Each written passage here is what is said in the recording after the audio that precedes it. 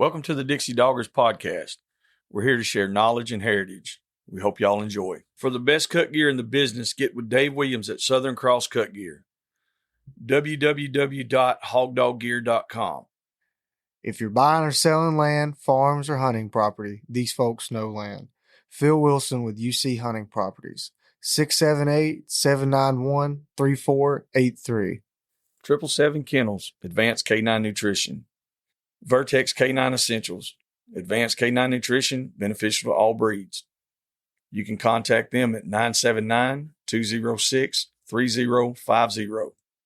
All right, everybody. Joey and Nate here with you another time. Dixie Doggers podcast. Goddamn, I'm tired.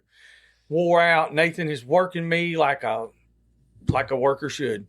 Yeah, he's That's doing all. good. That's He's all. doing good. I'm doing good. I'm still alive. I almost died. Well, I did die yesterday. I came back to life, went back to work, died again. Don't know if I'm coming back to life, but we came out here in this studio that we got, and I made a phone call, and I got on the horn with a legend among legends. And I met this guy down there, Uncle Earl's, and he was running around with some weirdos, some cunts from Australia. Some cunts, but they're bloody good cunts. And this is Mr. Gage Holland on the horn with us tonight, and he's got some good stuff he's going to talk about. Gage, how you doing, brother? I'm doing swell. Joey, Nate, how are y'all doing? Doing good. Wore out. I'm just going to complain. Man. Nate says I complain all the time. I'm just going to complain. I told him I was going to get a clicker, and every time he complains, I was just going to count it. And at the end of the day, I'll be like, this is how much you complain today. Yeah, that thing's going to roll over at the end of the day. That's how much he's going to be smoking. How much longer y'all got on that project? Like we've on, like, in all honesty, it's a 4-man crew. Me and Nate and 2 other guys. One guy is pretty experienced guy, and then other guys minimal experience. This project here is a little over 4,000 square feet. We've been on it 6 weeks. That's from start time to putting the windows are in, the shingles, we're putting the shingles on, starting the siding, the overheads on the porch, the electrical's done, the plumbing's done, the HVAC's coming in this week. It's only been 6 weeks, you know. I mean, I think we're moving along pretty good considering the weather and the heat that we've had.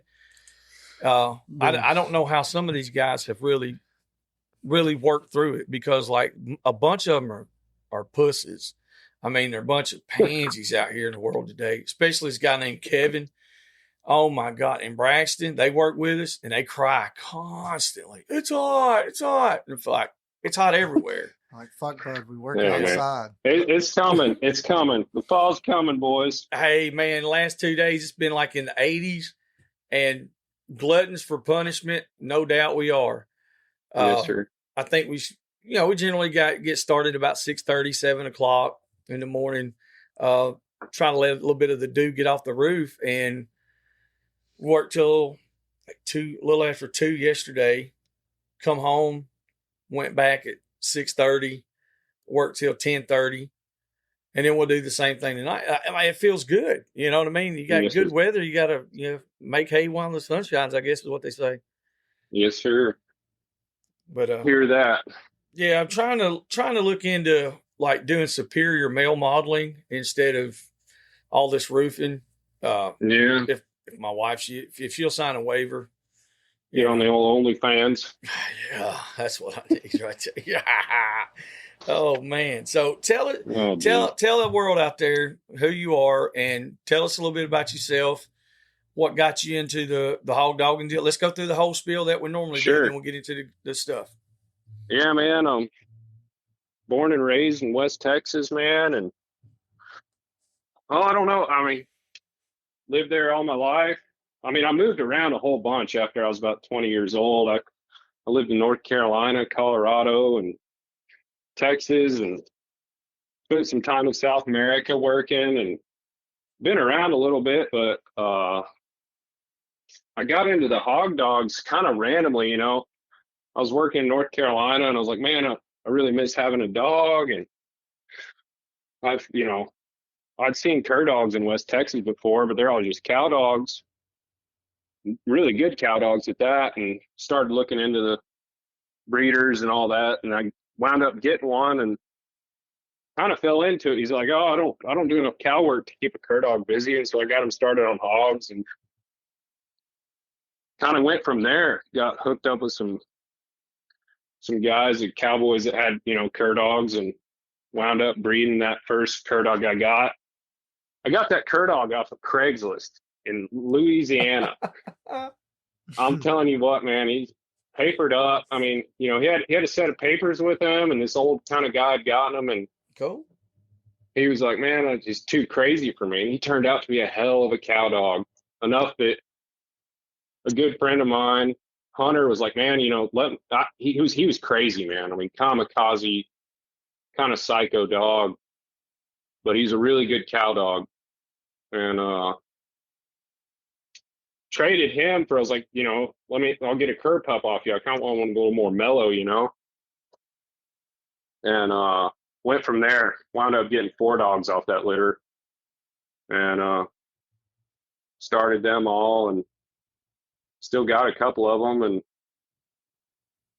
yeah, I mean, I guess that's been 2016 or so is when I did that. It was kind of crazy because I was like, I remember talking to y'all that Earl's deal. Yeah. I was like, oh, y'all know that river? There's a guy, and it's like, he called me and said Jasper. I was like, oh, that's where it was. It was a Jasper, Alabama, that river that runs through there. Yeah. And that old boy in the fly shop there had that Kimmer cur with him. I was like, oh, that's cool. Yeah. Little coincidence there. Definitely. But I don't know if that answered your question, but no, that's good. Yeah, I mean, it's weird how a lot of us find ourselves in these cur dogs. yeah. I'll be honest with you, like, and almost everybody that I've talked to, I'll put it this way, it seems like it's generational, or it's just wild. It's crazy. You're like, how in the hell did I wind up with these dogs, And Yeah. and then what they put you into and where you go with them. Hell yeah. These dogs take you all over. Yes, sir. No, I mean, about since day one when I started hunting with dogs, everything else went off the menu. I used to go in the West and elk hunt. I used to be a deer hunter, and I used to duck hunt, and I started hunting with dogs, and I was like, nothing else really did it for me anymore. Yeah, it tends to happen. Yeah. That's the same thing happened to me. Is I'd been around dogs all my life, but not hog dogs. And then when I went with the hog dogs, I was like, this is all I need right here. Yes, sir. Yeah, thinking about that too. Like West Texas, where I'm from, man, there wasn't hogs there 10, 15 years ago in some areas, and they've kind of moved into places you'd never expect them. So there's, there's a handful of people out west that have hog dogs, and there's a lot of really good country and a lot of hogs that have never seen a dog. And, if it rains, they're there. Yeah. So, but heck yeah. So would that be, I've talked to a couple other people that said the same thing, like West Texas. And now when we say West Texas, how far west are you talking? Where about? It's like Big Bend country, really. Okay. I'm from Midland, Texas originally, and there's hogs around there. Yeah, a lot of people I've talked to, they're like, man, we went to South Texas. We were in, yes, sir. I'm like, okay, were y'all down in Corpus Christi or, somewhere like that? And they're like, oh, no. We were in Houston. Well, you're getting south, you're getting south, but it's like, it's funny talking about people about regions. Some people will be west of Fort Worth, 80 miles, they'll call it West Texas. I was like, I don't call anything east of Abilene West Texas, but I mean, and I've never been south of San Antonio in my life. I know it's cool down there. I've heard a lot of cool stuff about that. I mean, bro, that's where I've actually spent more time around, from Ozona, Bernie, San Antonio, and further south, all the way down to the Gulf. And man, it's my kind of place. I've heard great things. I mean, just incredible cow country, pigs everywhere. Yes. I was like, man, I need to go check it out. But where's that CJ lived at? Taft. Yeah, it was. Well, Port Aransas. Okay. We were down there, and I knew it was heaven when we were coming in that night, and there was pigs running through the Walmart parking lot. I said, Yeah, that's good stuff "Holy right there. shit, boys! Here You we can are." actually just let them go up the old Walmart. Yeah, I was like, "Damn, my dog might even find a pig out here." Yes, sir. You know, that was one of the coolest places we'd ever been. We stopped in a road ditch, caught some blue crab. Check, he had traps and stuff. Caught some blue crab for supper. They had a little low country bull.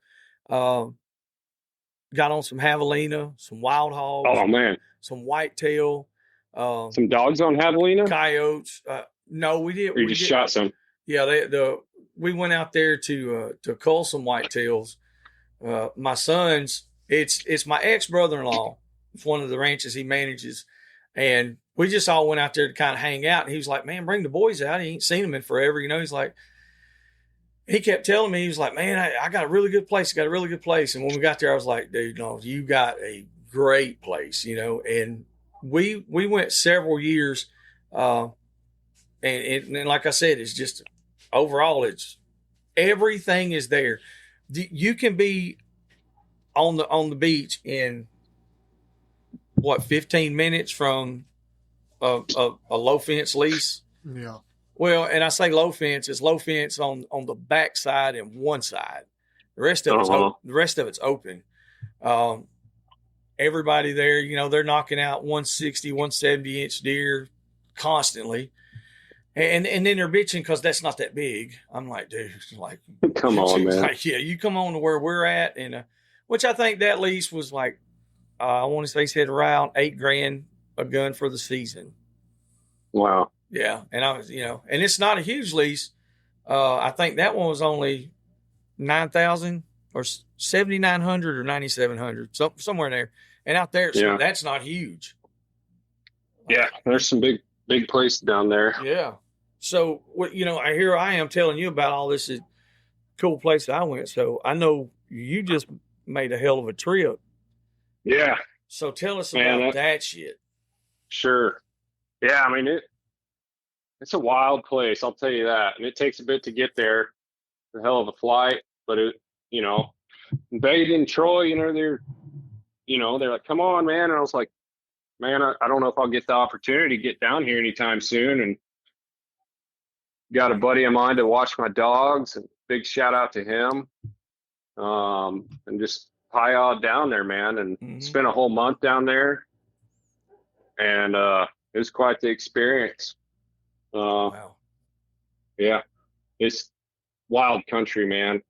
The biggest thing for me is like, you can kind of be like, "Oh, it's about the size of the United States, right?" And it's a big place, but it's like, it hit me when I was there. It was like, you can drive 12 hours in Queensland and be halfway up with it, It's like three times the size of Texas or something. So damn. And Baden, and I flew in to Queensland, and Baden picked me up, and went to his property there, which was incredible property, beautiful country, and good cow country and crop country. And we hunted there for 1 or 2 days, man. And I can't remember, but it was like 6 a.m. the next morning.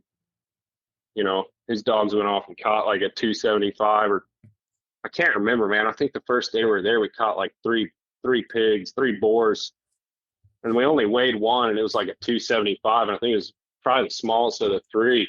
Damn. And just, yeah, it was pretty wild. And Baden and I and his son Trick, we drove up to like North Queensland. We drove 12 hours north and went to property up there. Big old property, man. And I think it's like, we hunted a couple different like ranches, stations, just giant. And one was like 170,000 acres. One was 120,000 acres. And I was like, my Lord, these are massive pieces of land. And yeah. Wow. And it's like, I guess it rained a bunch this year up there, I went in the dead of winter. So I went in July, and it's like the dead of winter for them. It'd be like our December, January maybe, and they'd had a bunch of unseasonal rain, so there's water everywhere, rivers flowing and stuff, and I guess the pigs were pretty spread out, but we still caught quite a few. Is that the only thing that you hunted while you were there? No, in Queensland we hunted Baden's property and 2 other stations in like northern Queensland, and then I went and met up with Troy, and we spent like 4 or 5 days in some different country, like way south, like in New South Wales. Yeah, I mean that was beautiful. I don't even know what you kind of looked like, maybe California or something, just rolling hills and rivers, and I mean, really, really nice country. And we hunted, we kind of were walk hunting the dogs, we'd kind of walk and cast them from there and catch up to them. I mean, there was pigs galore. I mean, there's pigs running we were shooting pigs. The dogs had pigs caught. They were running up and down. And so that was pretty wild. I was like, We'll be back after a quick break. Quick thanks to the supporters of the Dixie Doggers podcast. Light Hounds. Southern Cross Cut Gear. Phil Wilson with UC Hunting Properties. Rankin Ranch 38 Cattle Company. 777 Kennels Advanced Canine Nutrition. And the old Boars N Broads.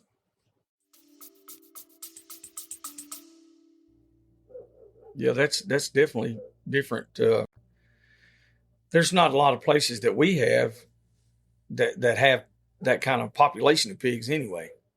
Yeah. No, it was interesting that when we went in North Queensland with all that rain, I'm assuming, that the more rain there is, the pigs spread out. And one of those properties we hunted had like a resident helicopter pilot who shot pigs. Like he was like, oh, good luck finding any pigs out here type of thing. And the dogs had to go hunt for them, range out, but we sure enough found, it was just, I don't even know how many pigs we killed. Kind of lost track. But That's yeah. cool. Yeah. Now, did you do any fishing while you were there? Yeah, we did some fishing in some creeks there that were, I can't remember the species, but they're kind of like a big brim, maybe like I think they called them a sooty grunter. We fished for those. We fished for Murray cod. When I was with Troy, we went and fished for these Murray cod. And that was, it's kind of like a bass. It's kind of similar to bass fishing, but just a totally different fish, man. Yeah, I've seen some pictures of them. They look weird a little bit. Of course, to us, it's something different. Yeah. I think I went in the dead of winter, and it was like, we were supposed to go fish for barramundi. Yeah. But we couldn't get to the river we're supposed to go to because it was flooded out. We couldn't cross one river to get to the next river where they were at. So how was that as far as like the traveling? Like going, like you said, you drove 12 hours at one way.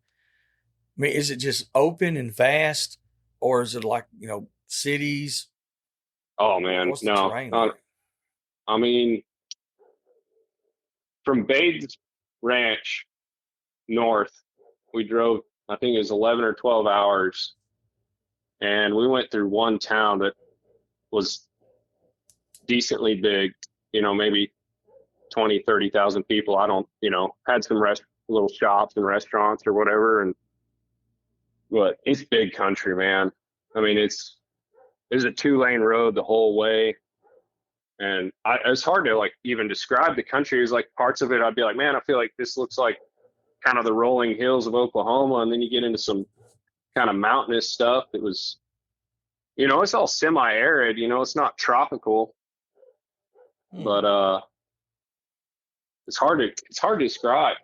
Just, it is big country, man. I mean, what I guess temperatures did y'all have there? Was it like really cold? So when I went far south, it got cold. It was in the 20s at night, you know, and probably getting to the 50s or 60s in the morning or the daytime. And up north in Queensland, man, it was beautiful. It was like in the 70s in the day and probably got into the 40s maybe at night. Oh man. Yeah, I mean, just really nice winter weather. Probably something similar to the South, you know. Yeah, that's At least, you pretty know, nice. Texas. Yeah, for that time of year, yeah. Yeah. So I think going in the winter's probably a good time to go run dogs. Yeah, But I bet it's hot as some bitch in the summer over there. oh man, yeah, they say not to go up into the Northern Territory or North Queensland in the summer. They're like, you come back going like, you know, March, which would be their fall. So Yeah, I don't mind the heat a little bit, but once it hits that 100 mark, it's like, okay, that's enough for me. yeah, it's time for a siesta. Yeah. That's what we. old. Yeah, it gets tough. But yeah, man, I mean, go ahead, No, ask away. How was like as far as like the hunting the dogs? Like you said, when you were with McCracken, y'all were y'all were walking the dogs. Yeah, so we, you know, and letting them go ahead and stuff. What sure. was the difference going with Baden? Well, Baden, we went up into Queensland. We were kind of hunting the same way I'd hunt here, man. You know, either rigging the dogs. We'd start off early in the morning with the dogs on the back of the truck and drive to where we wanted to cast them, and you know they'd be kind of loose. And if they jumped off and went and rigged one, we did it. I mean, we hunted the same way I hunted here, you know, basically. Okay. I've hunted, you know, rig hunted or cast or I mean, when I started my dogs, I was doing the same thing, just kind of walking, trying, you know, casting the dogs or walking down a creek bottom or something. But we did all three. I mean, Baden's dogs, when we first went up, we would just kind of drive into the property, and dogs would be on the back of the ute, and they'd rigged a couple, and then we'd go to like a mineral lick, you know, like a molasses tub, I think what it was. Mm-hmm. They're big cattle ranches. So, you know, there's a bunch of cows around, and just kind of cast the dogs from there. And they'd cast out pretty good, and we hunted that way up in Queensland. And when I went out with Troy, it was, you know, you just kind of set down a creek with the dogs, and you know they'd kind of cast out ahead of you. And man, I mean, I don't know how many pigs we killed over there in New South Wales, but it was like, he wasn't kidding when he said you catch one and they're already gone by the time you get that pig leg. I mean, they're on to the next one, and that keeps you in shape. Oh, That's yeah. for sure. But Yeah. I don't think you could do it in a buggy or a four-wheeler either way, because it's just, you'd have to go back and forth across the creek and chase the dogs down and get after them. Well, I mean, first off, like you said, it's rough country, it's big country, everything is tough there. And I know those guys are tough because I drank some of that rum. And if you drink that rum, you are you're a badass. Like, I mean, if you drink it like they do, you're beyond that. You're a sick man. Yeah, I think so. I think it's really level of alcoholism that, like, they don't have Betty Ford Clinic. That's for children there. You know what I'm saying? Like, you know, I'm sending my 6-year-old to Betty Ford because he's an Australian with a damn, you know, with a mullet and some glasses. They brought out the overproof Bundaberg. The regular Bundaberg, man, I started to get a liking for that. It's like regular rum, you know, but they have some that's like 100. It's like 151 or 150 proof rum. What were we drinking at Earl's? That's what they brought out that night. They brought out that stuff is rank. Yes, and they kept saying, "You want some more?" I was like, "No, I'm good." And that was funny watching a bunch of Australians and a bunch of Southern folk, a bunch of rednecks passing around moonshine and freaking overproof Bundy rum, man. Yeah. It was definitely, there was no cultural divide at that moment. It was Yeah. like everybody was the same. Everybody was drunk. Yeah. Or And I'll on say their that, way. man. I've been to a handful of countries, but I've never been somewhere where I felt like people were nicer and more genuine than Australia. I'll give them a big Really? shout out for that. Yeah, I mean, just they're excited to, talk to them. I think there's a lot of Americans down there, but everyone was really friendly, and yeah, I enjoyed it. Yeah, that's pretty cool. I didn't know that. Yeah, I often wondered. I was like, how accepting would they be on some stuff? yeah. No, everyone I met down there was really friendly. We ran into another set of guys with a bunch of hog dogs, and you're like, oh man, like we need more Americans to move down here, and they're really cool, and they had like kind of like more. They had a bunch of big hairy dogs, and one of them had a bull Arab, and uh, yeah, everyone was pretty cool. It was like old boy from here in Texas who went down there and punched cows for a while. I was like, man, Queensland's the only place you can go as a Texan and feel at home. And I was like, yeah, I mean, maybe. That's what he said. Yeah, Made sense to me. I got you. So you were talking about the bull Arab. Before we started recording, you were talking about getting to see some and all that. So what do you really like about the bull Arabs? And Well, I explain it don't to have some of the listeners, that because there's some listeners that don't know exactly what they are. Kind of give it a rundown of what the breed is. sure. I believe it's a German short hair bully greyhound cross, or bull terrier, German short hair greyhound, if I'm not mistaken. I don't know, to be honest, but they're big dogs, probably 90, 100-pound dog. They're tall, got a big long nose on them. And I guess just watching the videos of them catch, and they got that the heights to kind of get on the ear and stay to the side of them or stay up in front of them and just take all your hits to the chest. They kind of, and I've seen them work here in the States. I've seen one bull Arab Drothauer cross, and I showed her first pig, and it was impressive. I was really impressed with the way she kind of handled a pig, and for the first pig she's ever seen. And I don't know, man, it's just kind of an exotic dog, or one that we don't have here. There's a few in the States, but I was like, man, I mean, if it's not a giant ordeal to get one over here, yeah, I want one. So, and guys over there, they seem to use them. They'll use them as just a run and catch dog. They'll turn them loose and they'll go find and catch one by themselves. Yeah.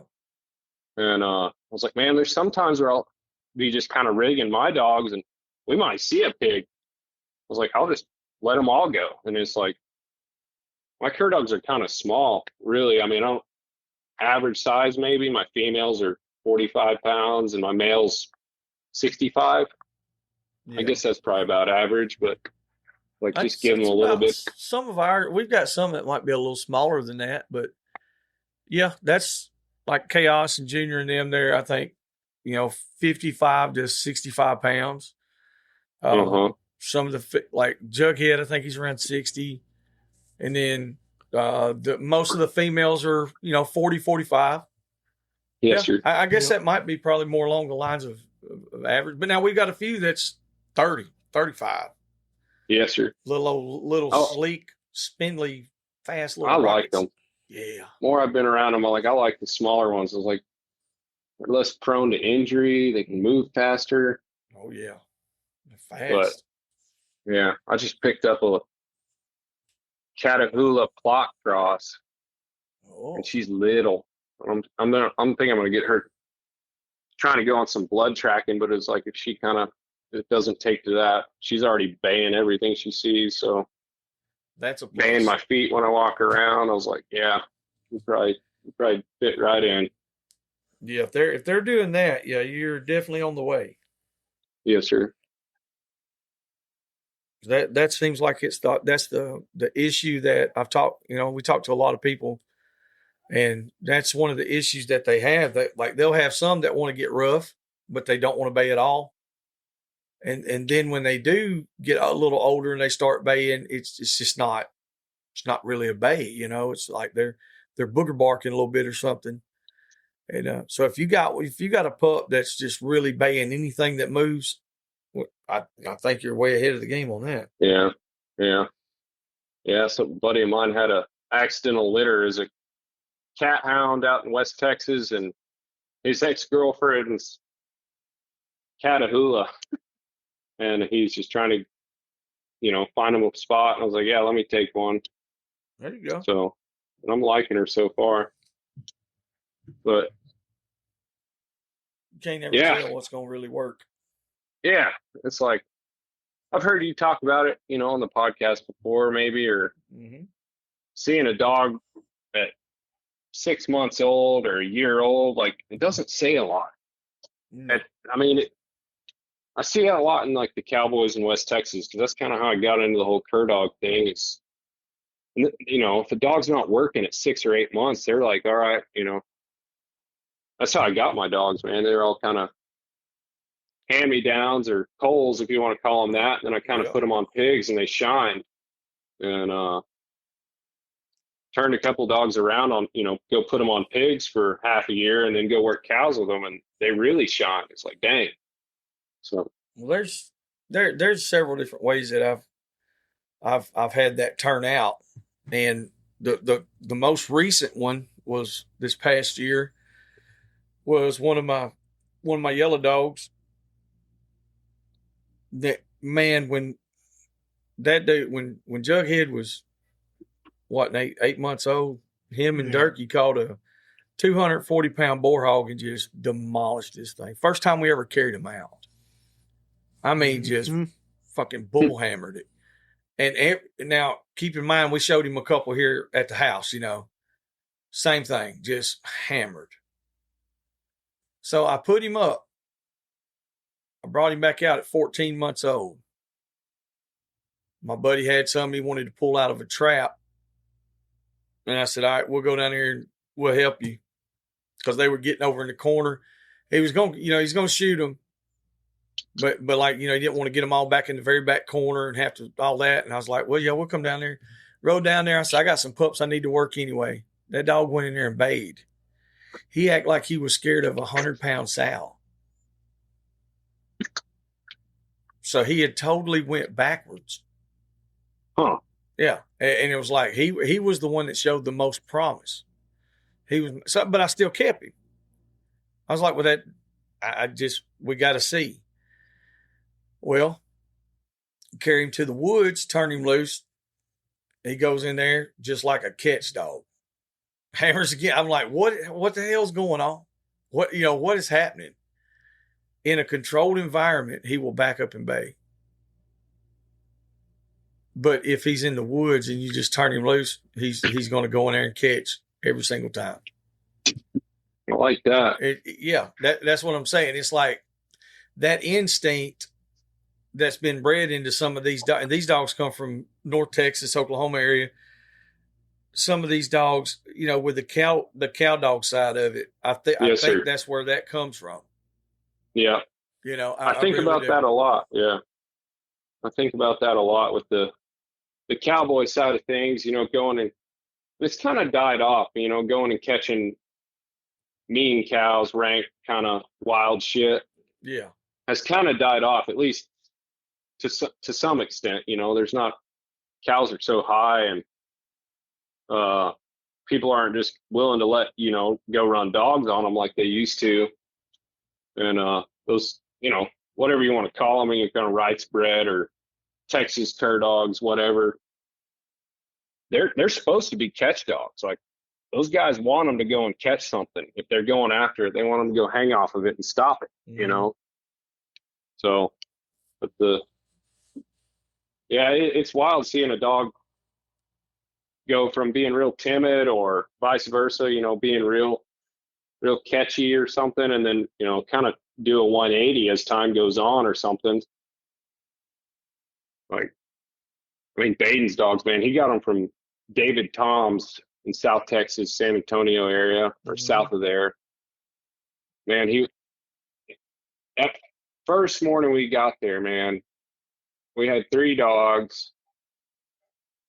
I think we had 3 dogs, and we kind of turned them loose. And his older female, I forget her name, she ran off and she didn't bark once, man. And she caught this biggest teeth I'd seen the whole time was the first one we caught there. She caught this sucker, didn't make up Pete. And it took us a minute to figure out she was caught. We heard it.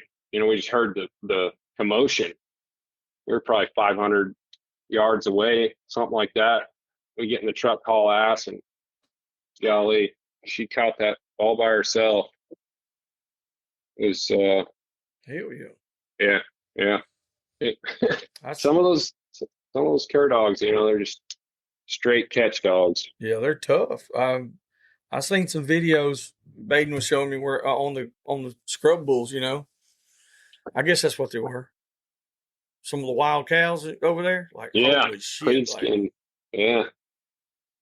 I haven't seen any videos, but I've heard the stories, and it's like, yeah, that's how this kind of, I don't know, line of dogs started out. Man, they're too kamikaze for me in a lot of ways. Some of the kind of old school bred ones. That's how my first one was, and it's cool. They got a hell of a lot of grit, but for pigs, it's sometimes too much, I guess. Yeah, it could be.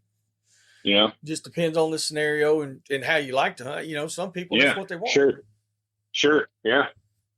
Yes, sir. But at the same time, how long is it going to live? Yeah. I don't know. Man, you get 2, 3, 4 years of a dog, and yeah, you're like, golly, come on. I don't need that. No, and it sucks.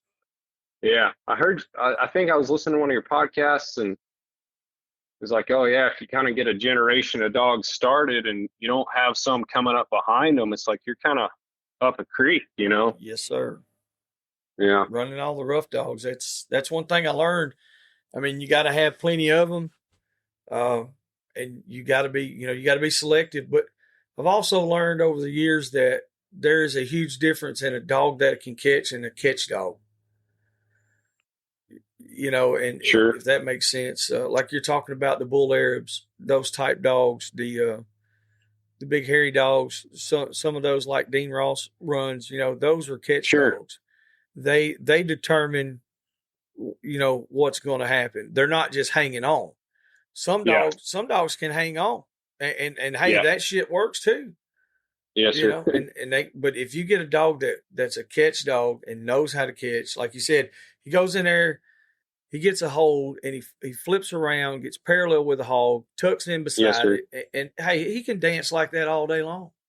Yes, sir. They're not using much energy. No. They're hanging with them. Like, I hear you there. I was like, these dogs will go catch one, but they're going to get flung around, tossed around. They're going to get beat up. And that's the part I don't like, I was like, I'd rather y'all just bay it. And that's the fine line with these dogs. I think they've kind of, they figure it out, or they get killed trying, is I can bay this or I can catch this. But that's kind of a tough line to ride, But that's where my thought with the bull Arab is like that. I think when it hit me is when I went and bayed up a pig with my cur dogs, and my buddy he had an 8-month-old Drothauer bull Arab cross. She probably weighed 80, 85 pounds, pretty big female dog. He's like, I want to go try her out. Just had a vest on her and everything, but it's like kind of, let's go see if she catches. Never seen a pig before, and just does exactly what you're talking about. Just hangs that pig's ear, holds by its side, and it's just kind of rolling with it, not fighting it, just kind of dancing with it. And I was like, damn, that was impressive. Yeah, that's what I really like to see. I never paid all that much attention to it at first, Of course, I was younger, and it was all about just the big hammers, drop the hammer on. Yeah. And I had a bunch of those. Which I love that, man. Oh yeah. Good bulldog, pit bull, And it's like, if you lead them in and you're 30 yards away and you drop it, Yeah. and you're running right behind that pit bull, you're going to catch it and leg it. And it's like, that works for sure. Yes, I sir. like it. But I was kind of thinking, I was like, if I could have a kind of a dual purpose catch dog where maybe I lead it in depending on the country I'm in, or everything's in the back of the truck loose and we see one and kind of drop it, pig.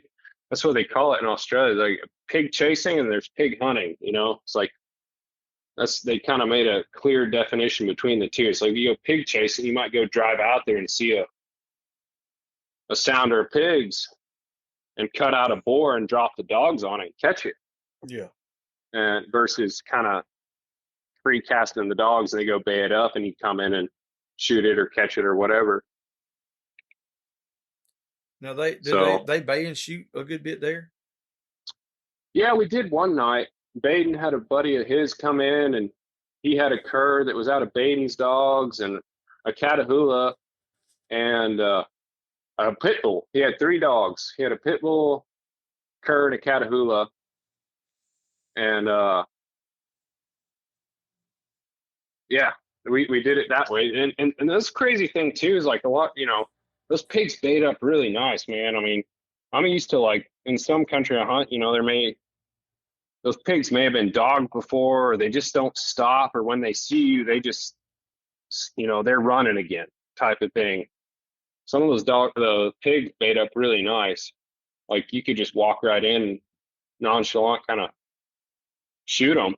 Mm-hmm. So we did it both ways. One time we got separated from the vehicle that had the pit bull in it, and he had a lever gun with him, and dogs baited up real nice. He called it out and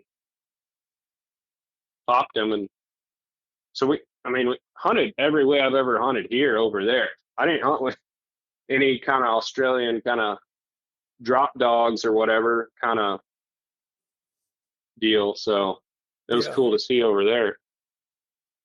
Yeah, I've always wondered, getting to know like Baden and them, you get to find out more of these things.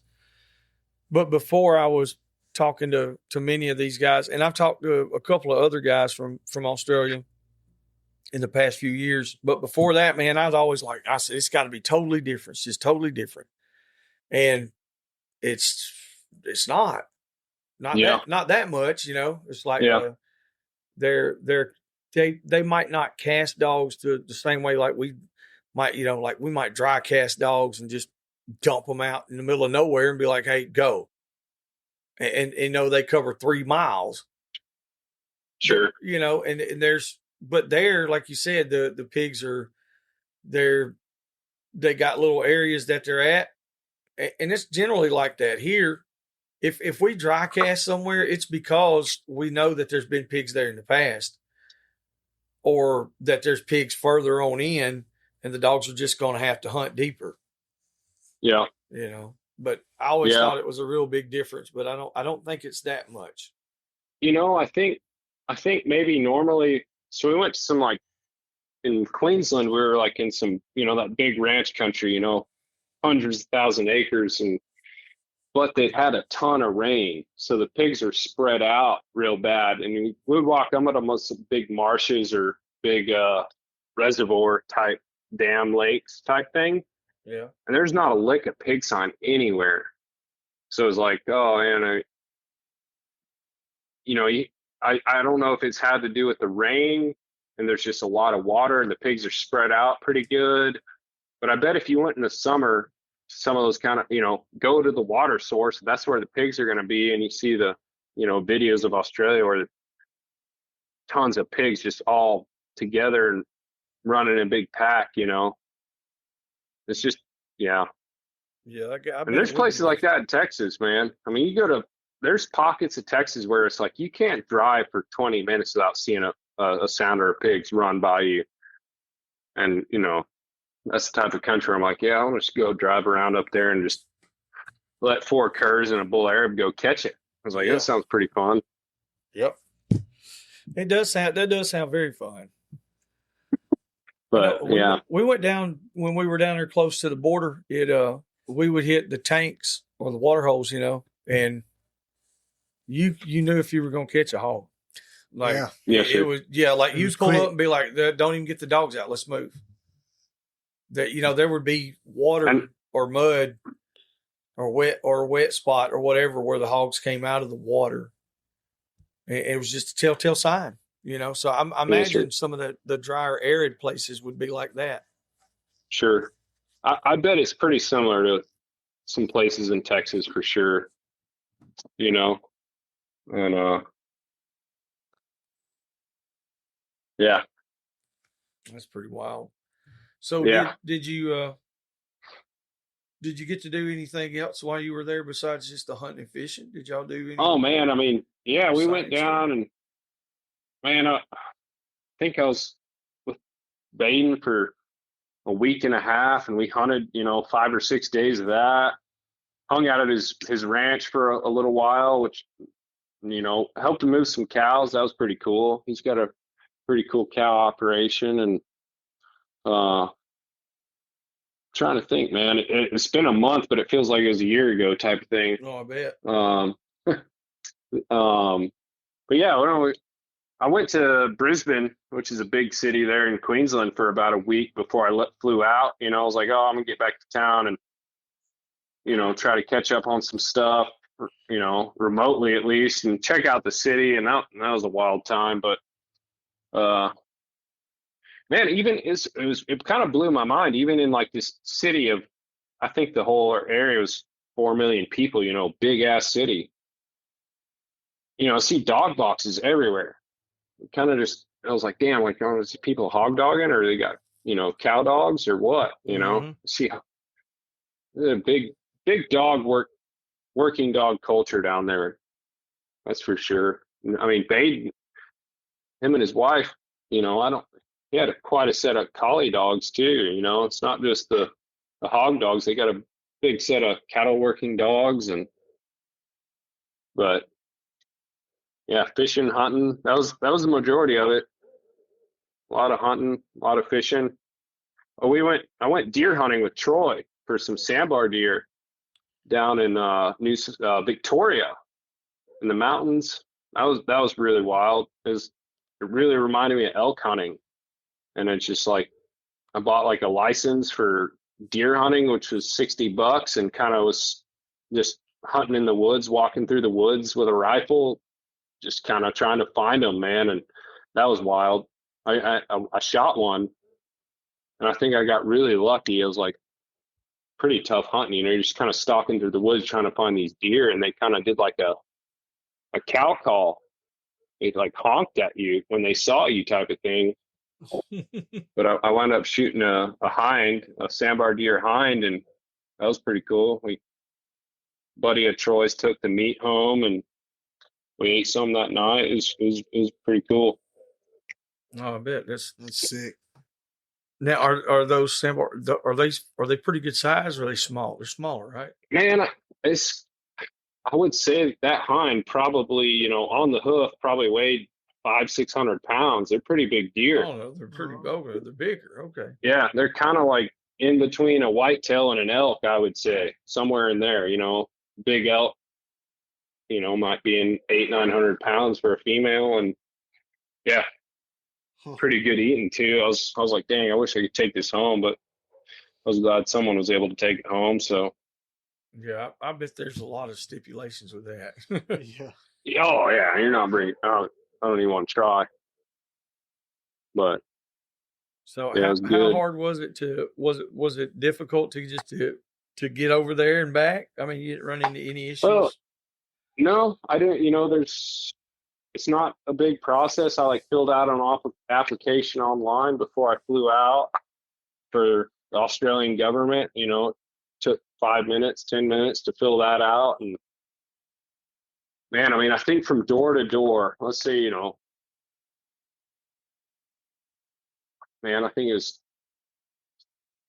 30 hours of travel, something like that at the end of the day. Like you count leaving out to the airport and getting out there. The flight from Dallas to Brisbane was 18 hours. Mm. And I was like, that was pretty wild. I tried to sleep, but I had a few naps on that deal. And but That's a pretty It's damn way out long there. flight. Yeah, 18 hours. Yeah. Halfway around the world, I reckon. But Yeah. no, it was pretty How many cool. miles is it? Do you know? I want to say 8,000. God dang. You might have to fact check me on that, but I think I remember it was like about 8,000 or something. And I'll tell you, the whole time I was there, it's like, man, I'm just in the States, but it's an alternate universe, you know? Yeah. Like everything's different. And I know y'all are Toyota guys, so am I. Was like, that was one thing I was just geeking out about the whole time. man. It's like, oh, they got diesel Hiluxes and Land Cruisers everywhere, and everyone's got a Hilux with a flatbed on it. And I was like, jeez. I was like, golly. Yeah, that'd be awesome. Yeah, You don't get to see that here. yeah. Their dog setups were really good, really thought out. Those big gold wing dog boxes, and yeah. I want to get some good pictures from Troy or from Baden or one of them, and look at the way they've got their tray and canopy setups and box setups and all on theirs. Yeah. You know, I got a little flatbed on mine. I'm just go ahead and do an Aussie style rig. Yeah. I mean, they definitely got the rigs figured out. I'll say that. Everything on them's functional. Best from Yes, what sir. I can tell. Yep. And you know, they got the canopy in the dog box, and it's just a ton of storage fit onto a little truck, really. I was like, and I've struggled to fit that much in a 3/4 ton, you know, Dodge truck. Yeah.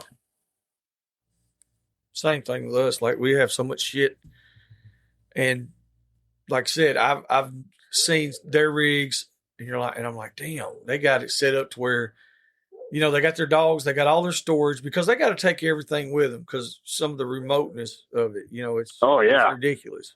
Mm-hmm. And then they've got it set up where they've got a winch. They got hooks where they can hang the boars up and field dress them if they want to or whatever. I'm like, God dang, it's just really functional. Yeah. That's what they've got everything set up to be reliable. And it's like, hey, we might not be back to town for a week type of thing. You know, fridges and all, they got refrigerators hooked up to all their trucks with like two battery systems. And it was cool to see, man, because it's like, you don't see that much here in the States. You know, I go to far west Texas and get on some big places, but you know, it's not quite the same. Maybe used to be, but they have their rigs figured out. That's for sure. Yeah, I wish we could have the Hiluxes. Oh man, that's one of the things I'm like, man, I've always wanted one. That's, man, I see them in Texas occasionally. You know, Mexican nationals will, you know, they cross the border. I'm they're driving around, and I'm like, oh man, like sell me that truck right now. Yeah. You know, I think that it's a tough deal to get them here because they don't pass the emissions or quote unquote safety standards or whatever. And trying to go back down and but yes, sir. No, nobody really needs all that safety shit. No. Now you're trying to go back down and what?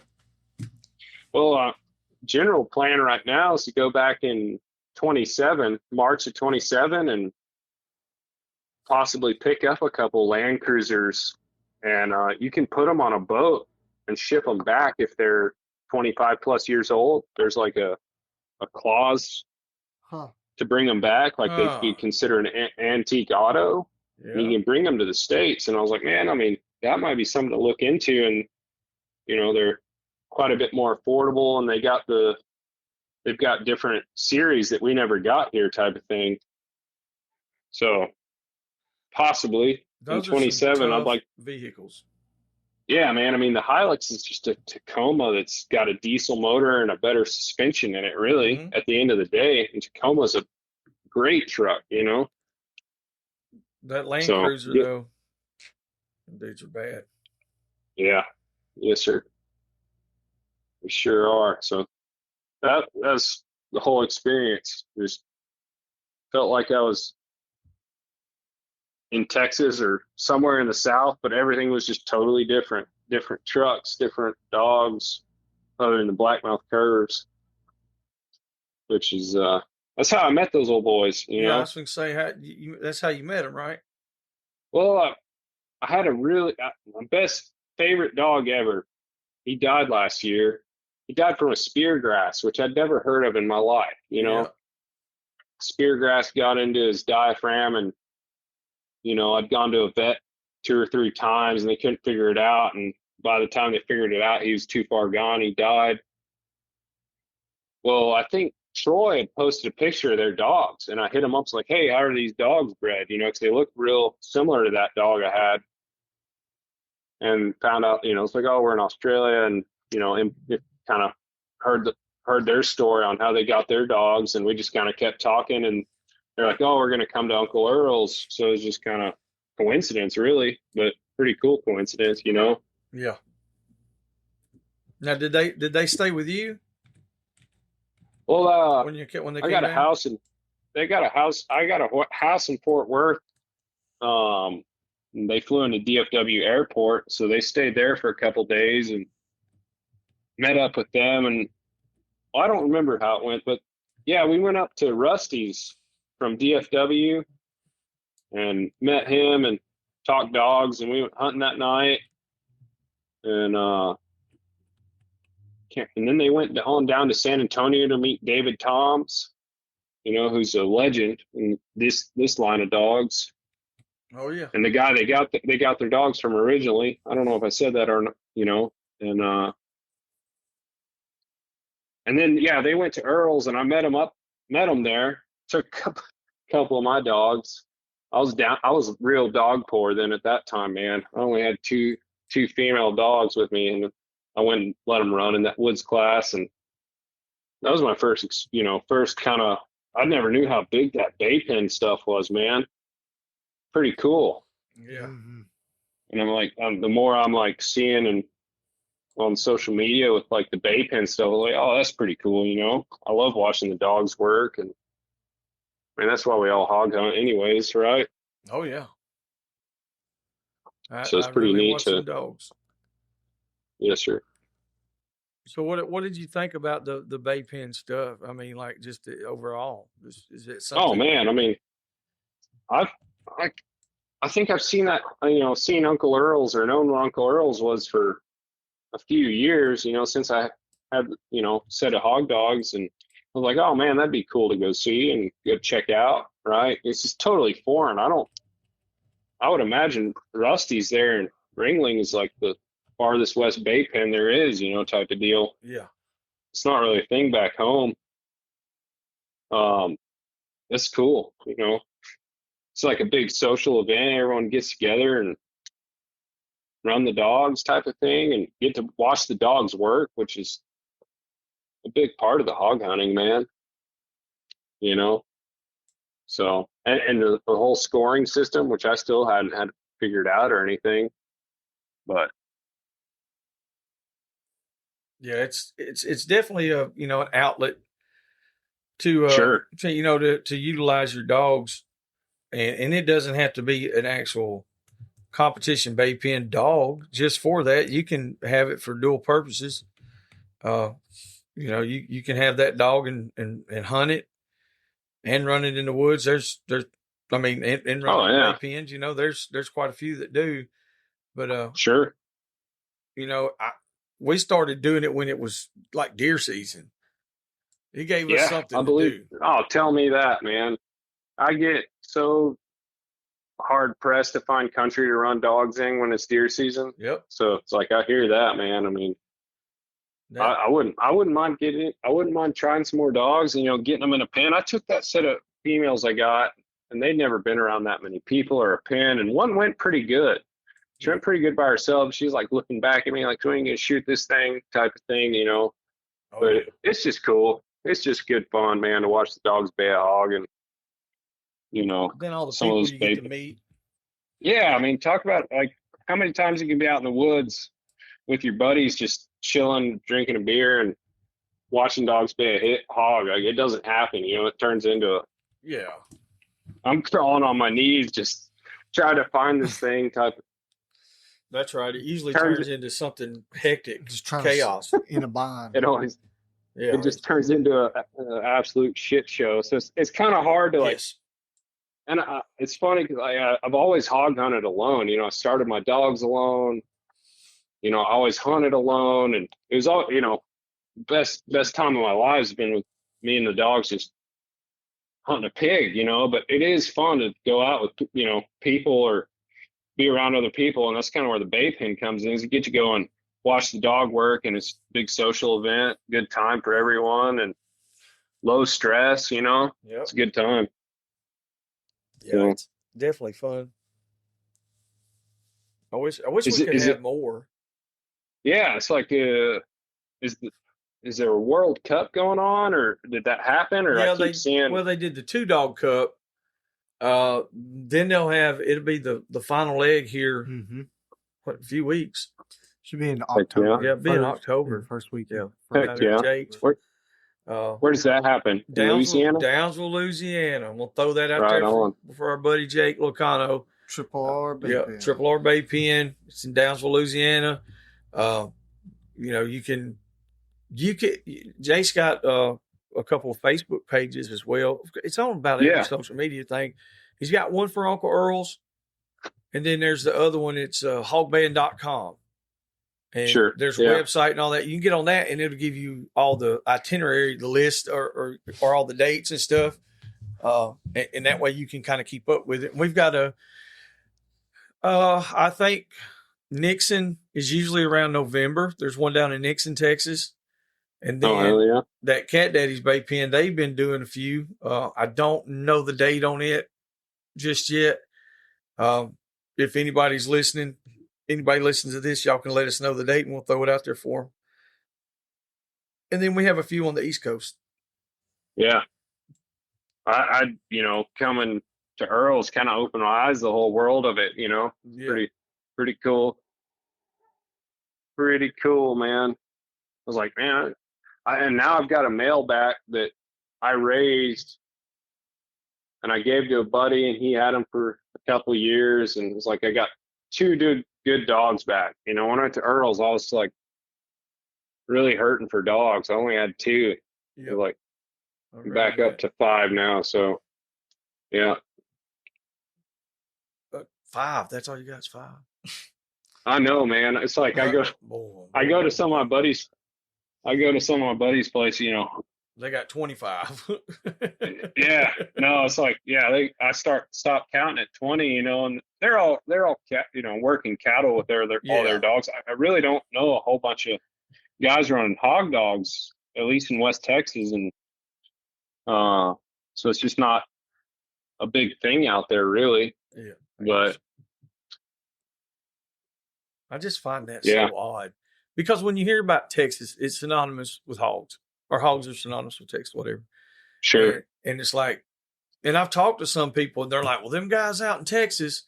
I was like, wait a minute. I was like, before you get into all that, it depends on where you're at in Texas. oh, the big time. Yeah. And another thing is, like, you can drive 10 hours and still be in Texas. You know, it's a big place. Texas is its own country. And I've learned that much is, you know, well, like you said, there's different areas. Oh, it's, Regions, you know, I think I guess. there's 7 pretty distinct biomes in Texas. Yeah. You know, different kind of ecosystems, right? And Okay. some of them have a lot of hogs, some of them have a few, some of them don't have any at all. You know, where I started my dogs was kind of like on the fringe of where pigs are at, but there's a creek flowing through it, so they're all kind of focused in one area, and you know, it's pretty good to go run dogs in because you just kind of follow a creek till you hit one type of thing. Yeah. And but there's places in Texas where you can drive. You don't even have to have dogs. You're going to see pigs every 15 minutes. And that's the type of country that's like, wow, like you just got to have a set of catch dogs to go and catch them type of thing. And or a set of bay dogs. You go just kind of cast, and they might have to go 200-300 yards to go find one. And I mean, down where I just recently hunted my dogs, you know, they got to go. It just depends, you know. They might have to go 200 yards. They might have to go 1,000 yards to maybe strike a track and kind of get after one and find it. I got you. And yeah, I really rely real heavily on one dog to do that, though. I'll say that much. We need to get another dog started underneath her. And I'm flying out to Florida on Friday to go pick up a cur dog puppy from Ryan Stokes. And it's going to be Baden. You know, him and Ryan came to agreement to get this pup, and I'm going to get it started and see how he goes, and, you know, see how he goes and possibly send him over to Australia at some point, I think is the plan. So Nice. I'm excited. I'm excited about that, man. I mean, starting a pup is probably one of the most fun parts of the process, you know? Oh yeah, it's got to be. That's my favorite part. Used to, Yeah. I hated it. Oh, I hated it. I was like, I hate these. Oh, puppies. man. Now it's like, that's all I want to do. I hear you. It's kind of like this little Catahoula plot cross I got. You know, she's annoying the hell out of me, but I was like, we'll see if you like to chase a deer. And if not, I bet you chase a hog. Yeah, chase something anyway, huh? Get some. Oh, yeah. Was that's And those that's hounds. cross. Yeah, man. I had a hound. I've been around coon dogging a little bit and lion dogs, and those hounds, man, they're just a whole nother ball game. Yep. And it's like, I don't know, they're nuts. I like them a lot. I kind of like you know, where I hunt in West Texas and Central West Texas. It's like I kind of prefer a short range dog, to be honest with you. You know, it's like, my old male I had was my best dog ever. He's like my lie detector. You know, I'd send off my other dogs, and they might go 800-900,000 yards. Just kind of, they were hunting, but my male dog, he wouldn't go out of 200 yards unless there's a pig there. I was called him my lie detector, and I was like, yeah, I like that. You know? Oh yeah, we had had one named Mocha. She was our lie detector. If she came back, well, just go ahead and start hitting them buttons. She was. Yeah. Because them other ones are not doing what they're supposed to be. No. Yeah. I mean, they're out there hunting, but, you know, Yeah. they don't smell anything type of thing. And getting a dog like that, he's an incredible rig dog, man. If he made a peep in the buggy, it was like, all right, let's stop. And there's all, you know, love that. I love rig dog hunting, man. I love winding pigs and just kind of cruising around. I've gotten lazy, I guess, but it's a good time. Yeah, I want to get a real good rig dog. I had an old plot hound. He was slow. You know, back then I thought he was fast, but like looking back on it, he was pretty damn slow. And but he was accurate. God dang, he was accurate. Yeah. If he opened up, you can go ahead and stop and get the shit ready, you know. Hell yeah. But That's good stuff. I would love to have a really good rig. We've got a couple right now that are starting to rig. Mm-hmm. You know, they're doing pretty good. Our problem is we just don't have the hog population. Yeah. It comes and goes. Like we might have hogs on our lease for a week out of the month. That's it. And man, it sucks. I hear that. I lived in Oklahoma for a couple of years with my set of dogs, and it was pretty tough going. I was getting to the point where it's like, and we're on the Canadian River, right? And there'd be 30 hogs at the place one night. And it's a section of land. And it's like, if you're not out on that night, you know, they're going to be gone. They're going to be miles away before you turn the dogs loose. And we caught a few there, but like I hear that, like low population where they move around a whole bunch, that gets tough. Yeah.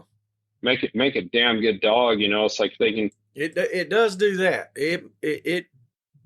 Our dogs generally are really, I ain't gonna say great dogs by no means, but they're generally pretty good dogs anywhere we go.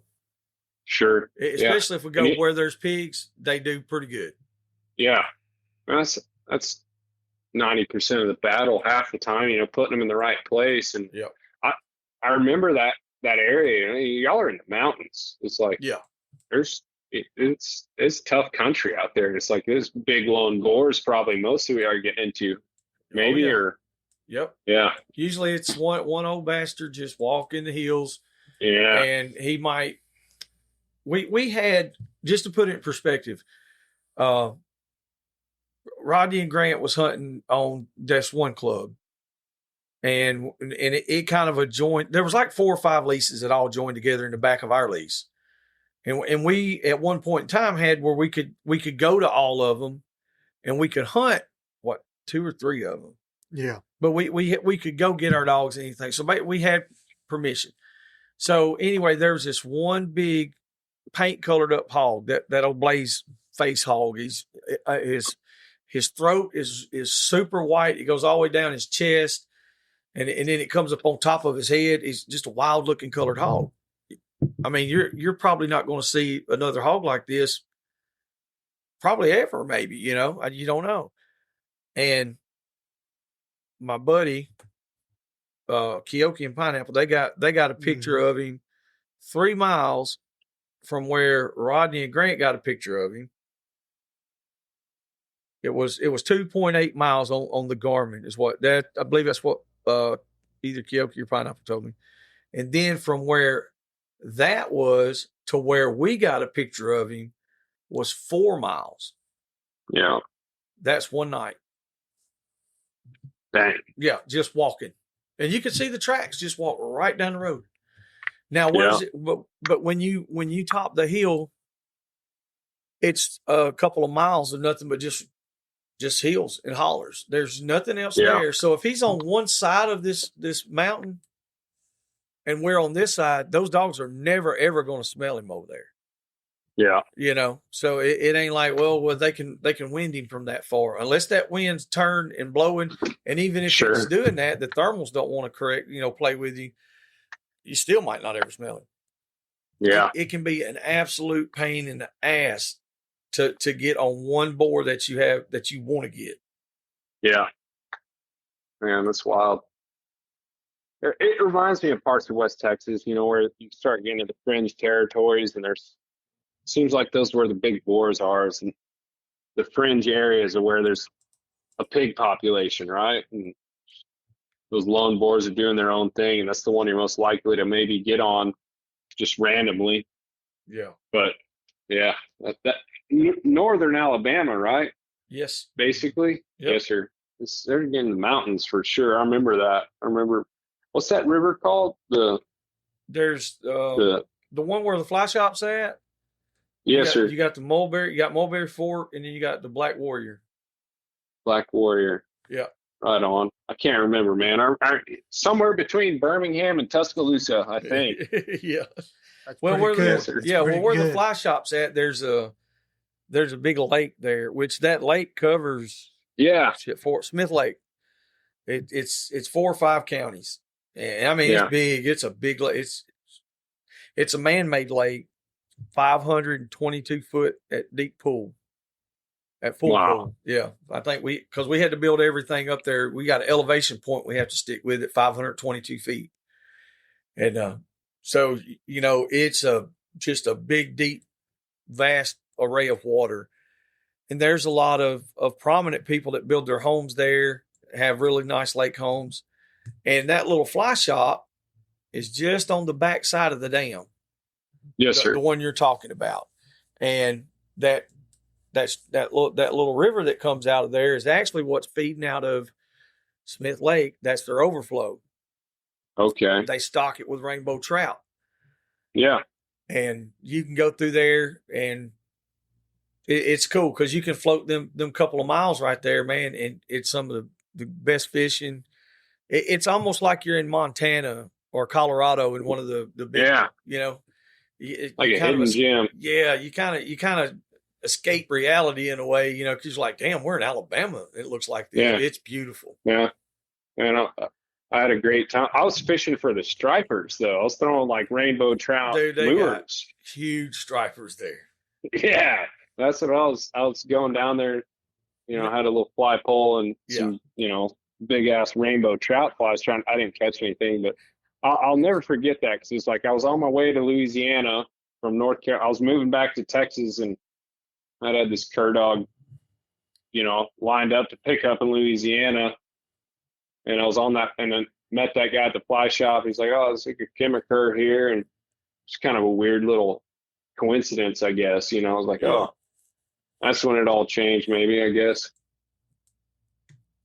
But that Mr. Bramlett caught a old man named Mr. Bramlett. He caught a striper down there at the fort. We call it the forks of the river, the Sipsey River. Yeah, Sipsey. Yeah, that's what I say. That's the one you're going to be talking about. It flows. You got Mulberry Fork, Sipsey, and it flows into the Black Warrior. So the Sipsey River right there at the forks. What did that damn thing? Was it 74 pounds? Something like that. Oh, it was a world record. Yeah, it's a world record. It's absolutely insane. I want to say it was like 72 pounds. It was something crazy. Yeah, it's stupid how big it is. I mean, we've been down there and caught. I helped a kid reel in one day. It was like 30 pounds. And he caught it on an ultralight. He was catching skipjack for bait. And he was like, "I can't move my pole." I was like, "Hold on, buddy. Let me help you." And I was like, "Oh shit. Like, yeah, you're in a bind here, buddy." Yeah, it's got awesome. some really, really good striper fishing. Yeah. 69 pounds, 9 ounces. Okay, 69 pounds, 9 ounces. Is what Nate said. Yeah. That's big. That's what the state record says. Yeah, and I think those striper, pound for pound, man, I think they pull harder than just about anything. Oh yeah, that's cool. Definitely. Yeah, you ever get a chance, come back up here, man. We'll go. Oh man, get with Captain Mike, man. We can hit I think a day for 4 of us to go out. It's like a couple $100. Man, I was kind of halfway planning on driving to Florida, picking up this pup, and I was like, man, I've driven so much the past year or half year, whatever, and I was like, a 2-hour flight to go pick up that pup, and I've never flown with a dog, Yeah. It was like, and you get a little one of those little cat carriers and bring it on the plane. Well, I was fixing to say, what all do you have to do just to make like an in-state flight like that, or in the U.S. flight? I've called the airline, American Airlines, and they're like, "Oh, it just has to be under 20 pounds, and the little cat carrier has to be extra dimensions," and I got one of those, and I think, as far as I know, it's kosher. You show up with, those little crazy cat lady bags and put the puppy in it and kind of fly with it. Yeah. So we'll see, man. I've never done it, but I was like, oh, it's cheaper than the diesel to probably drive out there and drive back. And yeah, we're gonna go. Ryan's gonna take me hunting out there in northern Florida, South Georgia kind of country, and I've never been out there, so I'm pretty excited about that. You're fixing to go to fucking Fargo, brother. Fargo? That's probably where, if it's northern Florida, South Georgia, right in that little area. Oh my God. Just rain. It's rough. There's some hogs. Oh, hey, it's a lot of game. It's the only place that you can compare to what you just said about Australia. There's a dog box in every truck. Yeah. They don't even drive fucking truck. Like, everybody's riding down the road on a side by side with cur dogs hanging on it, or hounds. A lot of hounds there too, because they have to have some bottom. Because they also run bear and run deer there. They just got to run the piss out of them. You got to run the lungs out of him. Either that, or you got to bust his ass right on the side of the road or right in the road. And you can do that a couple times. But them old boys down there got some bananas on them. Yes, sir. Them hogs I hear that. Big black teeth. I'll bet. I'm excited to check it out. It's like when I was in Australia, I was like, the only place I've ever seen more dogs or dog boxes driving down the road. And just when I lived in North Carolina, and they got a bunch of deer dogs there, kind of on the East Coast, and bear dogs, and you can see those people rolling out on a morning big deer drive type of thing. Yeah, but so when are you gonna try to go down there? to get the pup? This Friday, Oh, a couple okay, days I from guess. now, I'm flying out, and yeah, I didn't realize it was Labor Day weekend, but taking a couple days to fly out there and pick up that pup and fly back with it and roll it in with my cur dogs here. And Hell yeah. yeah, I've got a really good pen. It's like an abandoned roping arena, I guess, is probably what it was. And I was like, man, I need to trap some hogs and get them in there, and be a great place to start a pup.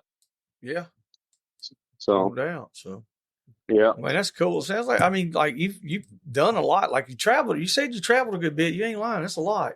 yeah, I've been around, man. I've drifted quite a bit, and since I got the dogs, kind of slowed me down a little bit. But I've taken them all over the place. Got you. That's pretty cool. Yes, sir. So, Yeah. well, man, we got about an hour and a half on this one right here. You got anything else you want to add to on this? Oh man, just shout out to everyone in Australia. Baden and Troy and Daniel. Yeah. Daniel Stubbins was Troy's friend there, and he hooked us up with a really good place to hunt. And he had a blackmouth cur that a little spinoff, but I think that Baden brought those cur dogs in originally, and I think he's the first one to have them there. But maybe someone else had imported them, and Daniel, he's a young fellow over there, but he had a really, really nice cur dog, and he had a whole set of dogs. And shout out to Daniel. Thanks for him for having us out. Cool. That's about it, man. Thanks to everyone there. Thanks for having me on. No, man, we really appreciate you getting on. And yeah, and like I said, if you do decide, hey, you want to make a little road trip, shit, holler at us. And next time we come out, yeah, we've man, been coming to Texas, Man, I need to get down there to South Texas. I don't, it's crazy. Like I don't know a whole bunch of people down there, but I, get on social media and start meeting people with hog dogs, and you're like, oh man, like I'd love to go hunt with some of these other people, type of thing. Yeah, it's I'd been love to so come there good for us. Hell yeah! Coming here, I tell everybody, I'm like, we would love to have you. Don't expect to catch a bunch of big hogs, and as sure as I say that, like some of the hunts that we take people on are epic, and it's no joke. But at the same time, I always expect the worst. It's like, okay, what if we don't even see a hog? But man, we're going to have a good time. You're not. Yeah. That's what we're going to do. We're going to have a good time. Yes, sir. And we're going to see good dog work too. We're going to watch dogs work because, we can get lucky and get on some pigs, but at the same time, like if we see a track, we're fixing to have to go to work, and you get to, we get to watch a good cur dog, grub up a 4 to 6 hour old track and work that sumbitch for a couple of hours, get him in a mile deep, get him jump, run him for 4 or 5 miles, and get him stopped. Hell yeah. That's what I like to see, And if they can't do it, then we'll get old white boy Rick out there and get his old sniffer up. And that don't mean he can do it. We'll just put him out instead. Good old college trial. That's right. So. Oh, college try, man. That's every time I go out. It's just a college try. Hell yeah. Well, Gage, brother, it's been good talking with you. Yes, sir. Like I said, we'll be in touch with you. Sure. All right, my buddy. Well, I appreciate you. Holler at me. See you, man. Take it easy. Thank you. Bye. Adios. All right. There's one, Mr. Gage. I think it's so cool he got to go out there and stay a whole month. You really can grasp the culture like that, I feel, that more than going and staying like, well, I'm going to stay for a couple of days. Yeah. So, like, from now on, if you invite me to come hunt, I'm going to stay a month so I can grasp the culture. Except for Argo, not staying a month down there. No. Well, all right, folks. We've had a great time this evening. Mm-hmm. Got another one in the books. The weather is nice. Fair weather is what it's called here. We like to call it roofing weather. And that's where me and Nate are going to go right now. And we're going to go knock on some more shingles. And until the next time, we will see y'all later. Appreciate you. Thank you. Hope you enjoyed that episode. If there's anything or anyone you'd like to hear on the podcast, or if you'd like to come hunt with us, Don't hesitate to contact us at dixiedoggers01@gmail.com.